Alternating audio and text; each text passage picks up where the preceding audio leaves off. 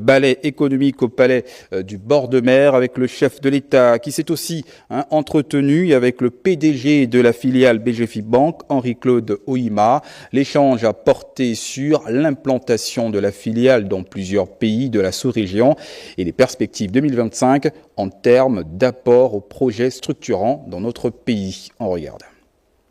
Le groupe BGFI Bank se dévoile à nouveau au chef de l'État, Brice Clotaire Oligui Nguema, à l'orée de l'année 2025. Le président directeur général du groupe, lors d'une audience, a dressé le bilan annuel de cette filiale ainsi que ses perspectives à venir. La semaine dernière, nous avons inauguré le siège de notre filiale au Cameroun.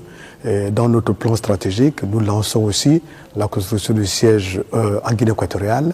Le groupe a défini 4 pôles de croissance. Ces pôles de croissance vont être magnifiés en 2025 parce que c'est quand même le premier groupe financier de la sous-région et nous tenons à ce que la place qu'occupe le Gabon soit encore de plus en plus forte.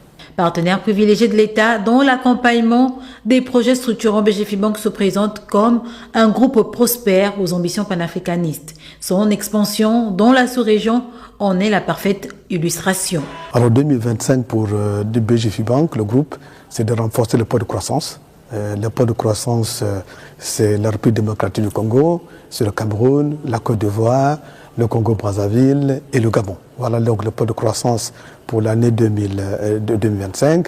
Et au-delà, nous allons donc développer aussi de nouveaux métiers pour renforcer donc ce qu'on appelle le banque de financement et d'investissement, renforcer le réseau commercial pour être beaucoup plus proche de nos clients, renforcer la proximité, développer de nouveaux produits pour satisfaire encore notre clientèle et avoir donc beaucoup plus de résultats pour renforcer la valeur ajoutée au niveau de nos actionnaires.